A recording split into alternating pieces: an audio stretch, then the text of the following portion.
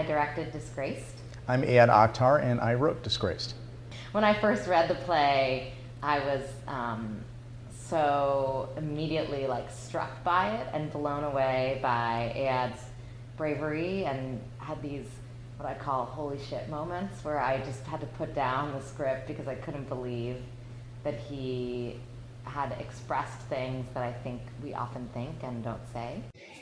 I think that I had a realization, I don't know, maybe 15 years ago about writing that in order to really crack the nut of what I was going through, I would have to fragment my own experience into a multiplicity of voices to sort of stage that conflict that's happening inside me, because there's no way to externalize it if everything is embodied in one character.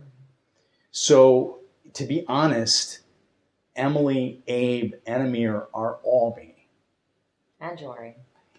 And Jory, yes, Jory as well. Isaac, maybe not so much, but Isaac, I grew up wanting to be like Woody Allen, so maybe Isaac is, that part. Yeah, that part of me.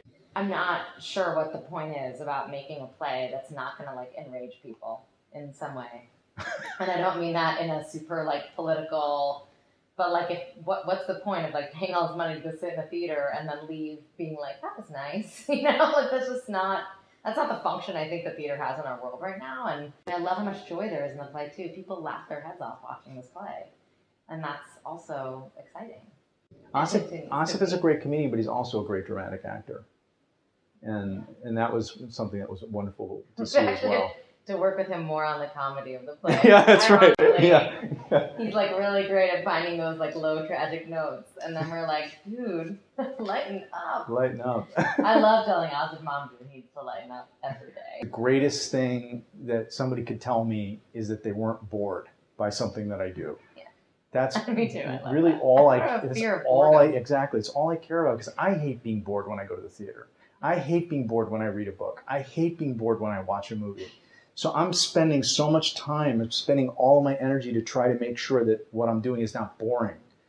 I don't really spend any time worried that much about what people are going to think, in terms of whether they are angry about it or not, as long as they're not bored. And then when people do get upset about it, I'm always a little shocked, because I'm I've spent so much time to make sure that you're not bored. I hope that was it. I hope that was enough. And it turns out it usually is. LCT3's commitment to freshness and vibrancy, both in terms of audience and story, and bringing in new blood into the New York, basically into a much larger, audience. I think that bodes well for exactly what I was saying about theater being alive and potentially transformative for audiences.